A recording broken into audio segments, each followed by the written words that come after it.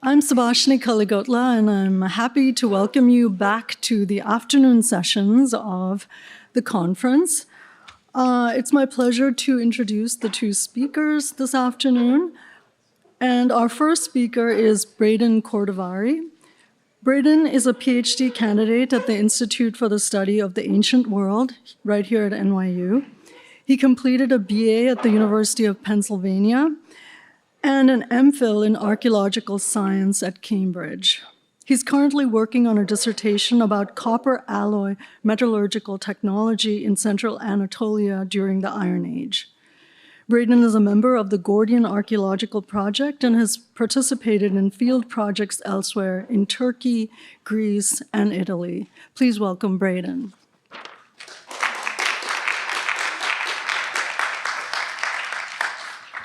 Great, thank you, Subhashini. Thank you all for being here. Thanks to John and Matthew Santarocco and the Center for Ancient Studies, to the keynote panelists and other presenters and participants for what's been a really engaging and interesting conference so far. One of the great utilities of a conference organized around crossing boundaries is the encouragement it offers to range widely in space and time. So in this spirit, I'm going to offer a perspective on craft production and knowledge exchange of metalworking spanning West Central Africa, mainland Greece, and the Roman West, drawing insights across these contexts to suggest that a common theoretical framework can be applied in each case. The crux of what I'm discussing and arguing stems from two pretty well accepted positions, and we heard nicely about these from Tunde already, so I can draw on what he said. And the first of these is that technological practice provides an insight into social relations. The second is that social practice, including technology, is inherently political in nature. So I'll begin today by sketching out each of these tenets before offering a synthesis that draws on the strengths of each. And then discuss examples of a social and political archaeology of technology in action at three different scales: local, regional, and super-regional, based both on my own research and a reconsideration of some existing evidence. Study of technology is a fundamental aspect of research into the past, whose influence over the field stretches from Thompson to Child to Hawkes, to name just a few. Current theories draw on the anthropology of technology, which emphasizes that technology cannot be isolated from the social context within which it is practiced. This perspective is strongest when tied to the examination of the material practices of making. For archaeologists, these are accessible through the analysis of production materials and processes, and I show you just one example of a nice study of that here. This Champ operatoire approach offers insight into the choices of makers, which are both culturally and socially mediated. Communities of practice are an increasingly popular framework for considering the development and transmission of specialized knowledge associated with crafts. This framework was developed in the social sciences and emphasizes shared learning pathways as a means of building identity. A communities of practice perspective offers much in the way of examining knowledge exchange, both within and between groups, particularly when grounded in the Champ operatoire. And you see one example of that in use here from Van Orfanu's recent paper. Nevertheless, one of the main critiques of the theory is that it does not sufficiently address power relations. The second tenet from which I begin is that technologies are political. Nowhere is this clearer, perhaps, than in colonial contexts. Studies of material practices of making by indigenous groups in the Americas have highlighted the creative agency of crafters in responding to new material and social relations of European colonialism, for example. In other contexts, however, it can be difficult to disentangle group political identities and social relations of crafting. In other words, the question becomes, what is the relationship between a community of practice and a political network? Moreover, the need to take seriously the spatial element of both technology and power, and you see some examples of that kind of thinking here, leads the discussion toward the problem of boundary definition. As a means of drawing on the strengths of each position, I'm suggesting to integrate these approaches with that of the middle ground. The middle ground was developed by historian Richard White to explore the dynamic in the Upper Great Lakes region in the 17th to 19th century CE. The concept has found broad applicability in studies of the ancient world, including by some participants here, notably Greg, but so far to my knowledge has not been brought to bear explicitly on the study of technology. Each offers something to the other that I suggest pushes us towards a new perspective on the past, the social and political archaeology of technology, which is centered on practice.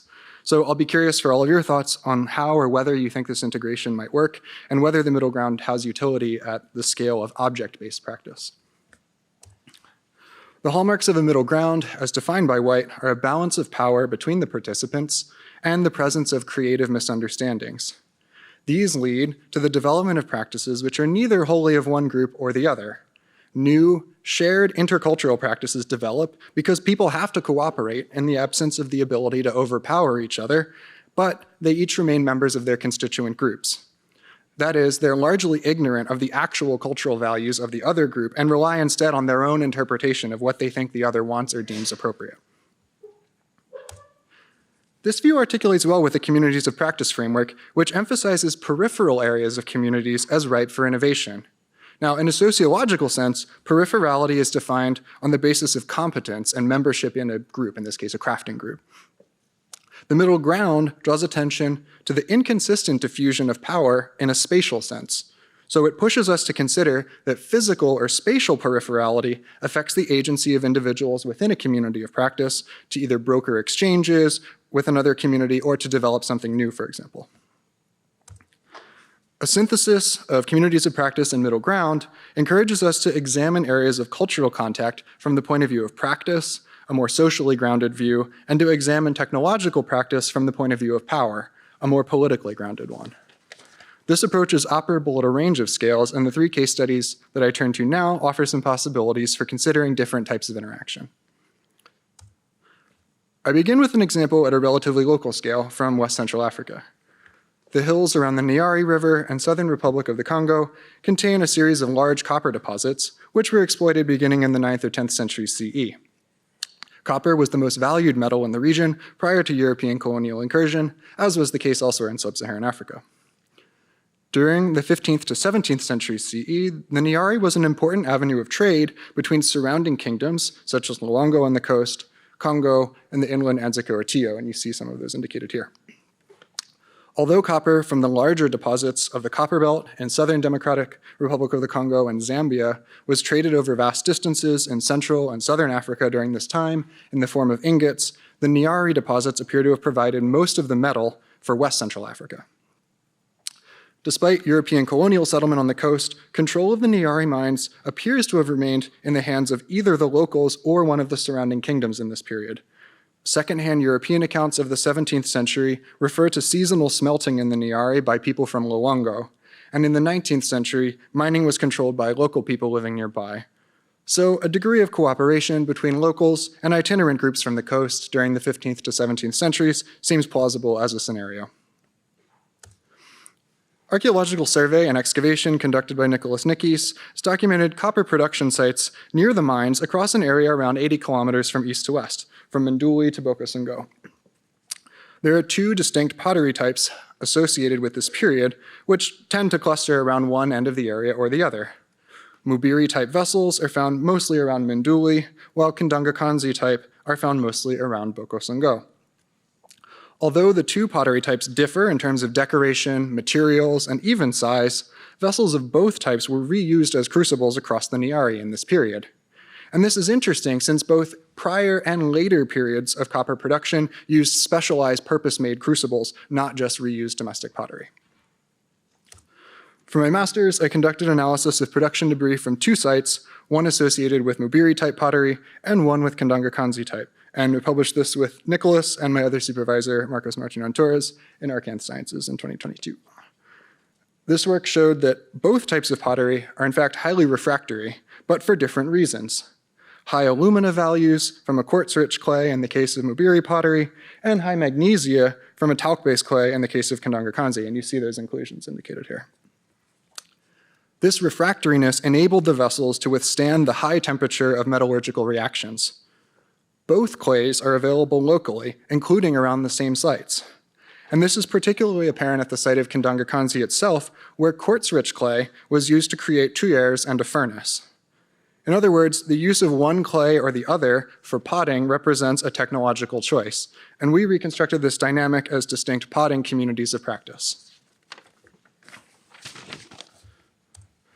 Analysis of slag adhering to the inside of the vessels showed that both types at the two sites have been used for crucible smelting, the primary reduction of ores. And I show you here 2 relict ore grains which are trapped in the slag, which is a really nice indicator that they're not just melting down the metal, but they're actually smelting. The distribution of the pottery types overlaps within the broader Ranieri area, as I said, including at the sites we studied, suggesting that the mining landscape was not clearly demarcated between one group or the other. They likely shared spaces for mining and metalworking, which encouraged the exchange of specialized knowledge about crucible smelting. We discussed the interaction between the two potting communities of practice using the theory of a metallurgical constellation of practice comprised of related yet distinct communities. In this case, a social emphasis grounded in materials analysis draws attention to the sharing of specialized knowledge between groups, while a political emphasis draws attention to the balance of power, which encouraged cooperation. 2 factors in particular contributed to this balance of power. First, the Ranieri lay at the physical margins of several spheres of influence, such as Luongo, Congo, the increasing European presence on the coast, and Anzico or Tio inland around the Malabo Pool.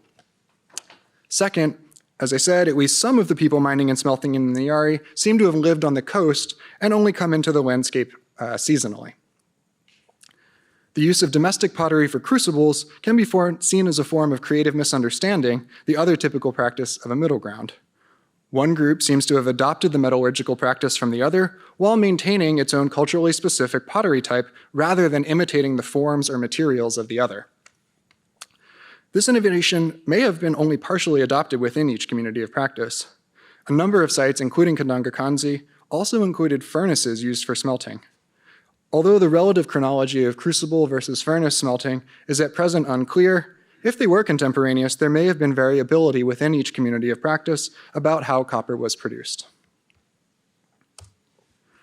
My second example explores a social and political archaeology of craft and knowledge exchange at a slightly larger regional scale. The Bronze Age in Greece is typically considered palatial in nature, although it's clear that these centralized institutions did not exercise total control over economic activity. In the aftermath of the late Bronze Age collapse, communities across Greece significantly restructured socially and politically. The subsequent post-palatial period, which is late Helladic or LH3C, is dated around 1200 to 1050 BC and is commonly seen as full of upheaval and uncertainty, and many of you are probably familiar with Eric Klein's book about this turning point. The Bay of Porto Rafti is located near the modern Athens airport on the east coast of Attica. It is well positioned to offer maritime access to the Euboean and Saronic Gulfs, as well as to the Cycladic Islands. It also has overland access to the polymetallic resources of the famous Laurion mining district.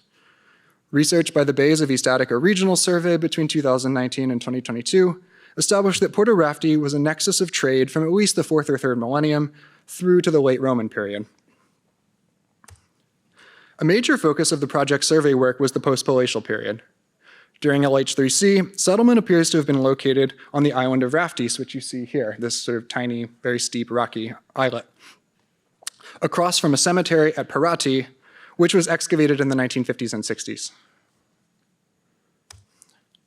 Survey finds indicate a wide array of crafting activities on the islands, including the production of stone tripod mortars for food processing and whiteware, this class of pottery that's found across mainland Greece and the islands during 3C.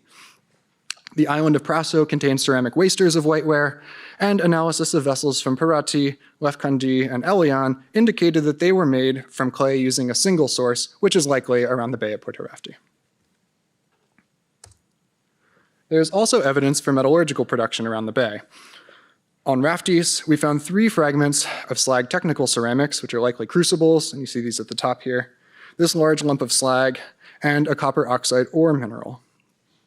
The slag layers of all 3 technical ceramics were qualitatively enriched in copper, as we determined with PXRF, and one of them was also enriched in tin, and you see that on the right, just in relative terms. The slag lump was enriched in copper, but not tin.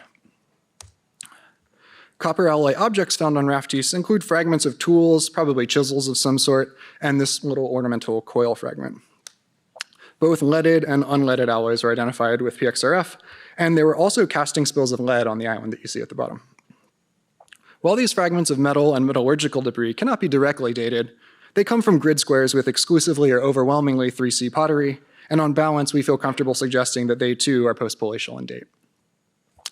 Moreover, a lump of slag was also found in a tomb at Parati in the 1960s, further suggesting that the Porto Rafti community was involved in metalworking. In an article currently under review, Sarah Murray, Zofia Stoskel, Bartek Lis, and I consider these findings alongside a reevaluation of lead isotope data from objects from Parati available in the Oxalid database that were analyzed back in the 80s. These data come from lead, silver, and copper alloy objects that were deposited in a number of tombs in the Parati cemetery.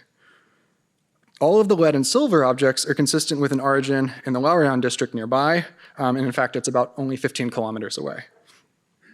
Of the 10 copper alloy objects, 3 are consistent with Laurion, while the rest lie outside this Laurion signature and are consistent with sources on Cyprus. As my co-authors point out, 2 of the 4 tombs that have objects consistent with a Cypriot origin show further connections with the Eastern Mediterranean in the form of imports. There are other signs of Cypriot connections in the cemetery as a whole, such as pendants similar to this one that is in fact from Enkemi, but similar ones have been found at Parati. They just don't have nice color photos.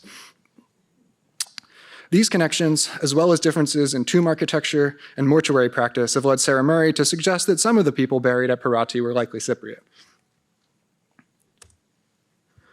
It's commonly accepted that a maritime network centered on the Euboean Gulf flourished during the post-palatial period, in part due to the region's relative independence from the preceding palatial system.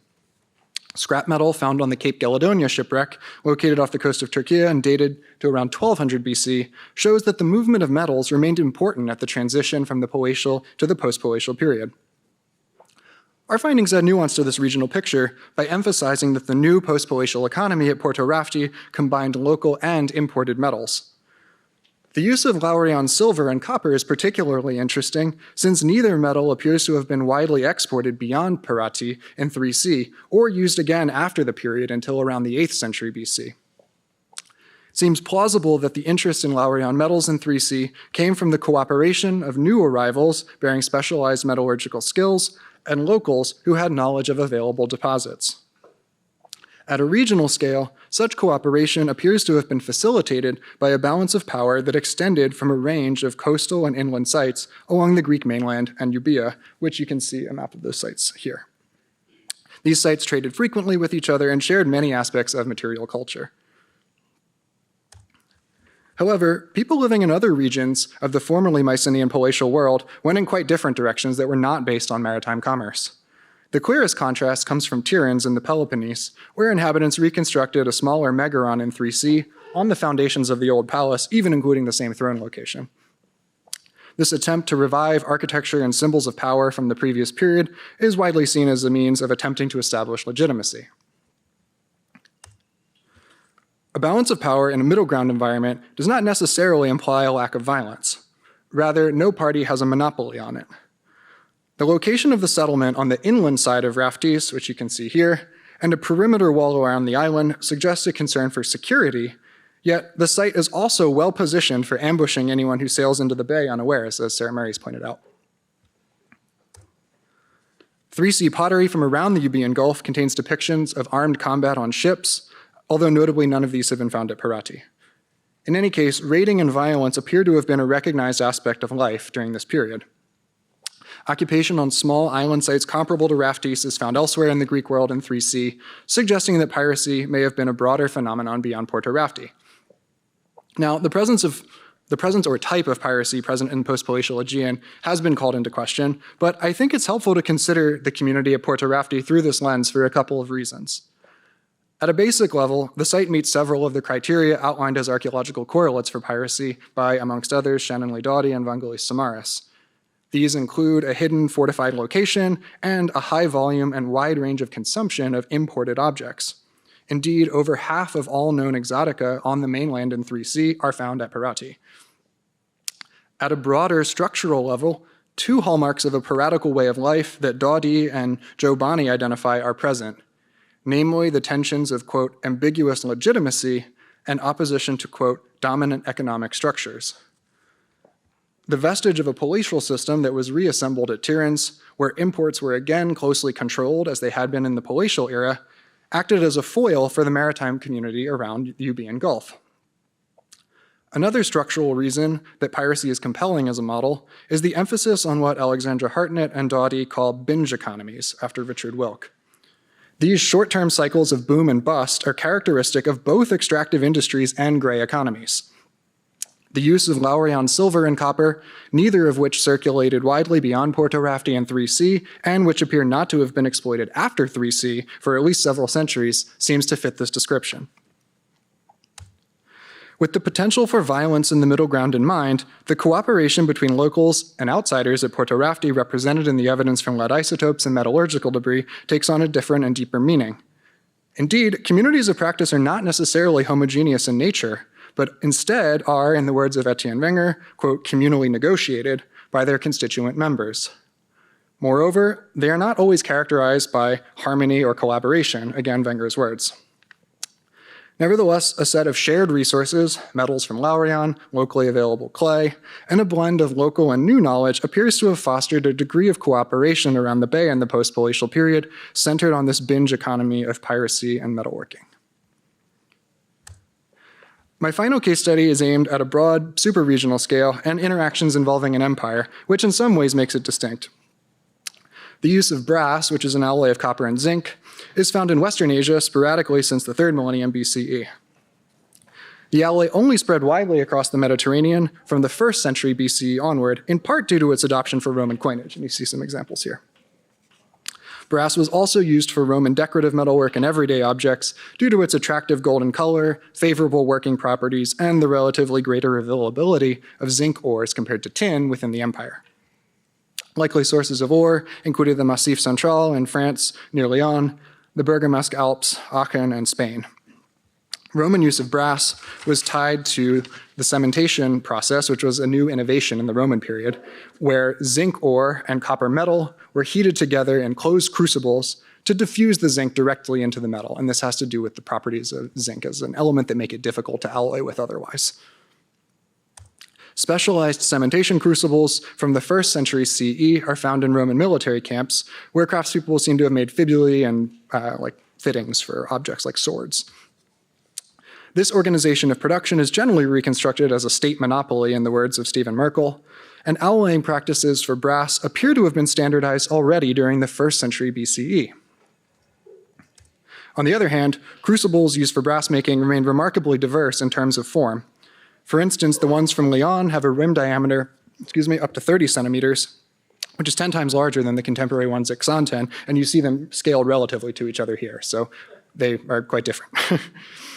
Moreover, the crucibles from Lyon and others at Avenches come from relatively typical civic urban contexts rather than being connected to the military in the same way as those in Germany and Britain seem to be. Despite being shared across the empire, technological practices of brass making appear localized. Brass-making crucibles at Avenches and bronze-working ones at Milan, where there's also brass working, were made from a graphite-rich fabric. Elisa Grassi points out that this highly refractory recipe was typical of late Iron Age Latin cooking pottery and was even used for pre-Roman crucibles in the region. Archaeometric research has indicated that it was the technology of this graphite-ware pottery that was exchanged across pre-Roman Central Europe, not vessels themselves, and you see the distinct NAA groups of local production here, including those crucibles. At least in some cases, Roman brass making appears to have rested on local pre-imperial knowledge of materials in the form of this refractory graphite-rich clay recipe.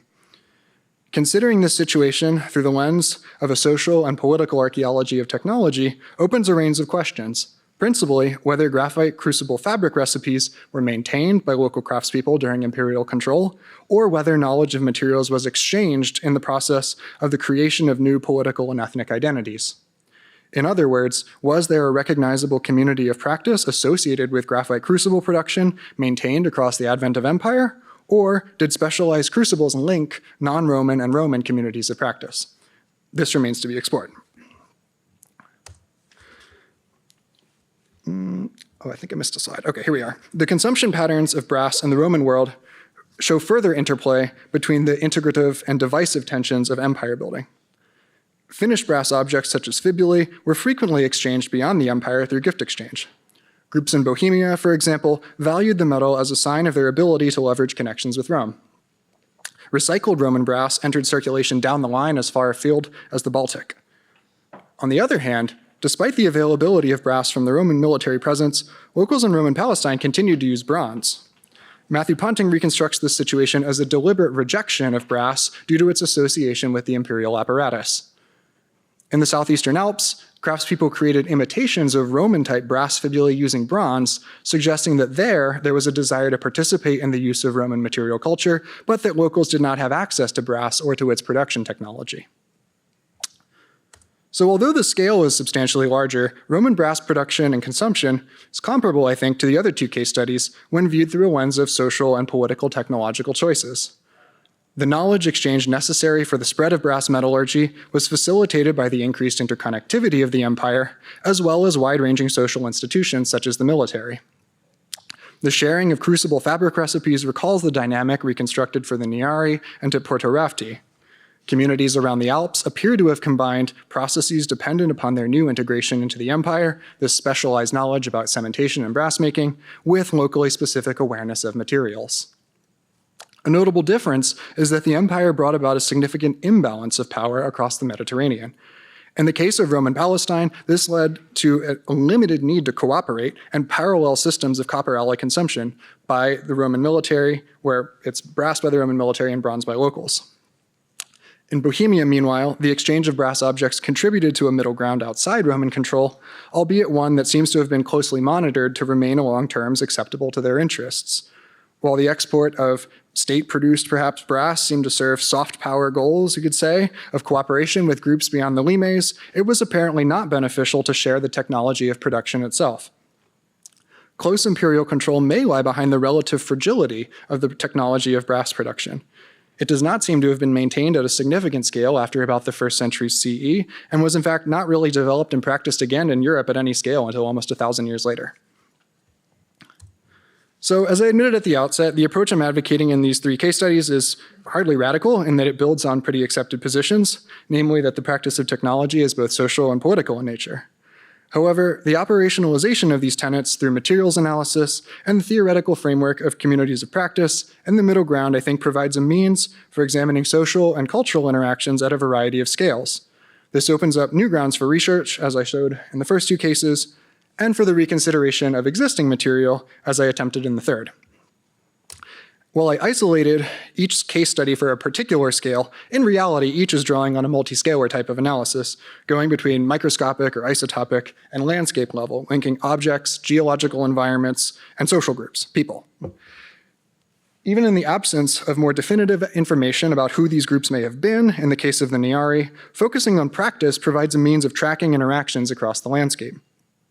In the case of the post-palatial Greek world, this perspective drew attention to the tension between violence and cooperation, and in the Roman case, it opened questions of transmission of specialized knowledge across imperial boundaries.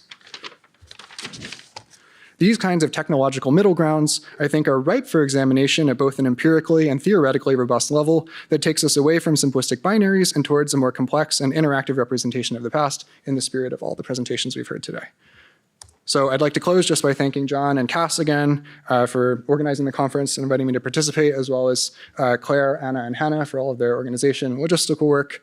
And of course, all of this work has been collaborative in one way or another, and I'd like to acknowledge the help of the people you see listed here, either in fieldwork or analysis, or in thinking about this talk. So thank you all very much.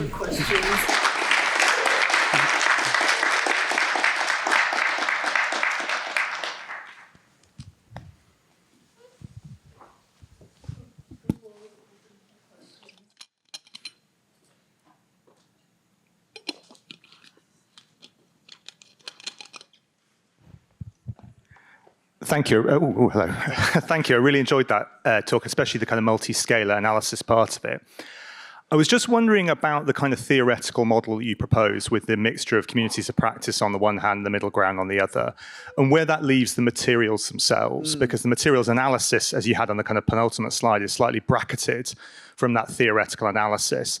And I was wondering if that perhaps leaves part of the picture kind of underexplored. And do you think there's a potential for situating those materials more closely within the theoretical part of the analysis to kind of broaden and maybe deepen the kind of work that you're doing here?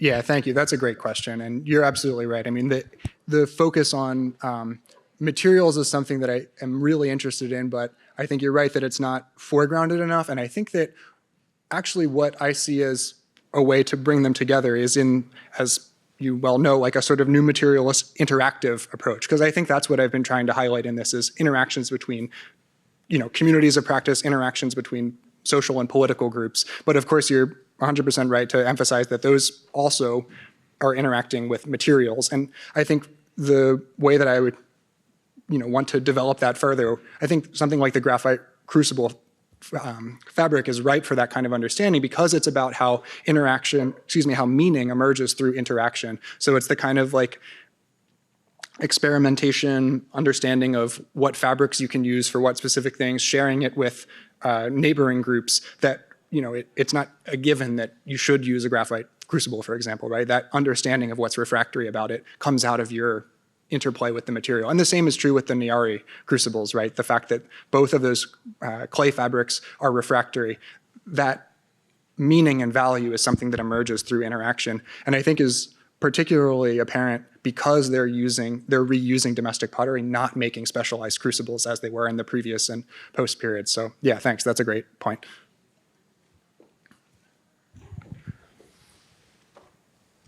I don't know if I'm allowed to ask a question.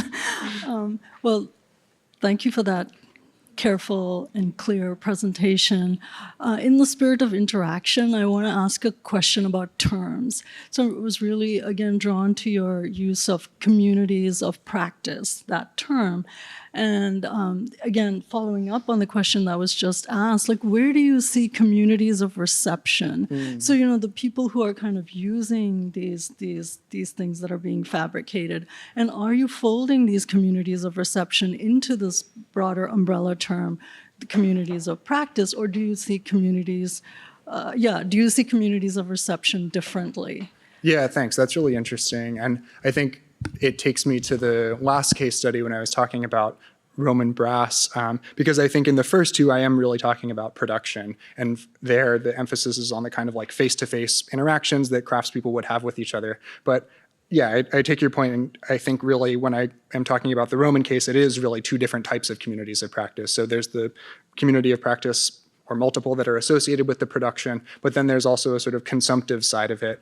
And I think there has been some work on considering communities of practice beyond a production scale. And I think the kinds of uses of Roman brass outside of Rome itself are ripe for thinking about like who is engaging with this material and how it's circulating.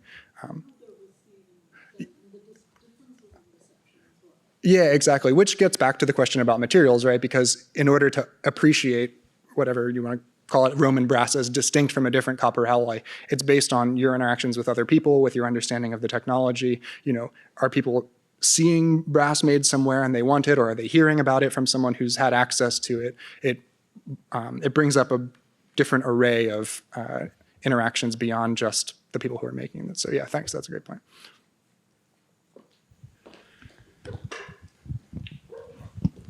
Thanks, Braden. That's terrific. I'm really struck at how deftly you move between such different case studies and wove a thread of analysis through it.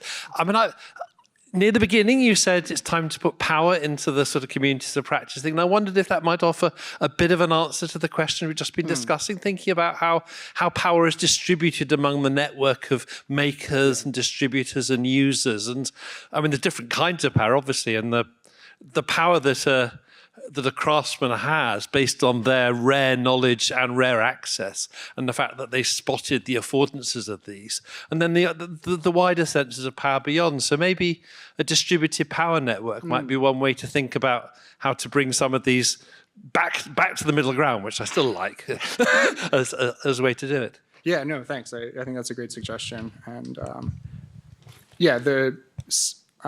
think this goes to the point of like multi-scalarity. That word, multi-scalar thinking, that wanting to go from object and process to broader communities.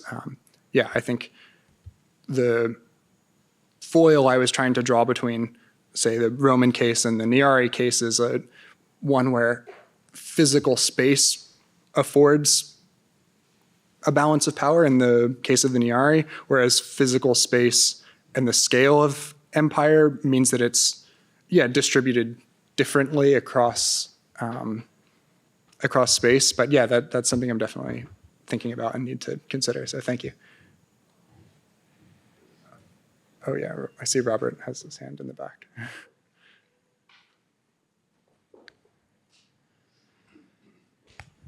Thank you. Thanks, Brad, for the beautiful talk. Yeah, it's amazing. Like, I think from the last comment, I'm just wondering how you're managing to connect, different communities from different continents in terms of tracing copper technology. Thinking about like your work in the Republic of Congo among the Ranieri copper smelters and makers, it's exciting. Like when you share about like the idea of community of practice. Yeah, like, I guess this is a marvelous concept in terms of understanding how ideas are shared among like craftsmen. And I'm thinking about like how far can we take it even to sister communities even further south? Like thinking about some technologies like, for instance, the egg-shaped ingots, finding them away from Central Africa down to Southern Africa, can we push that? Because, I've been always wondering like how the copper ingots are ending up in places like Great Zimbabwe and all these other places, like on the Zambian copper belt, in Kombelede and so forth. The general consensus is that these were actually trade items that are coming from Central Africa and West Africa, and they're ending up in Southern Africa as a result of trade. Maybe itinerary traders are bringing these goods as finished products. But maybe because we find maybe sporadic evidence of molds of egg-shaped ingots at places like Great Zimbabwe, how far can we talk about local production, and how far can we talk about like spread of these ideas from Central Africa? Thinking about that, the earliest dates that we have in terms of production of those ingots are coming from Central Africa.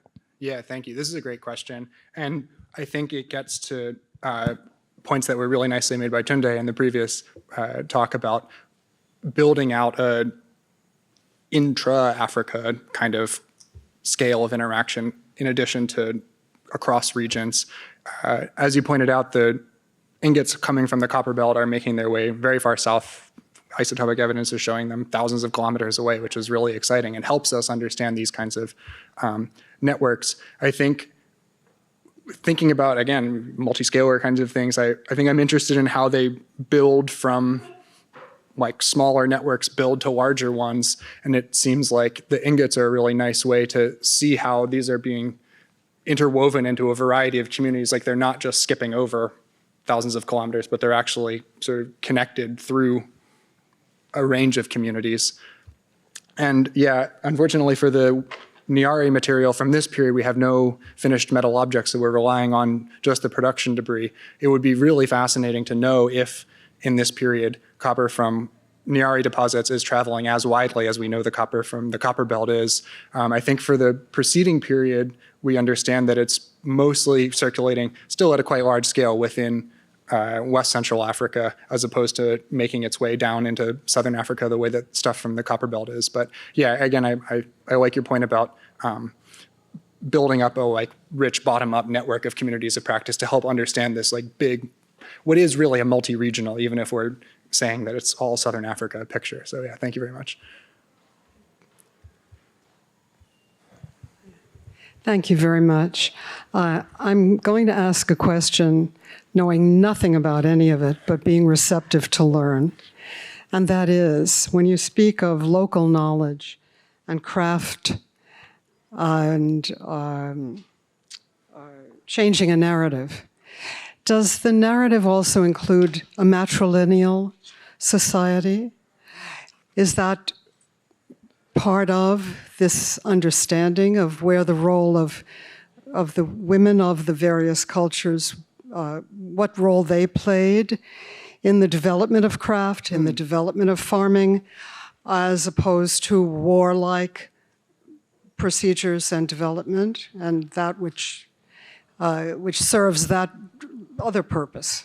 Yeah, thanks. This is a really interesting question, and I would point you to the work done by Shadrach Chirikure on crucibles from Great Zimbabwe and Mapungubwe. And what I think is really interesting there is that he's argued that in a context or a situation similar to what I talked about for the Nyari, they have domestic pottery that is reused as crucibles. And Shadrach and his team, including Robert, have talked about the fact that the gender dynamic of potting in that community is more strongly associated with women. And so thinking about the reuse of domestic pottery as crucibles is a way to understand a complex gender dynamic.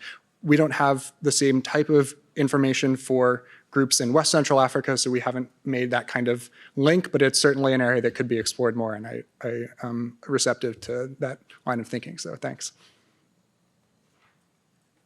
Okay, thank you all very much.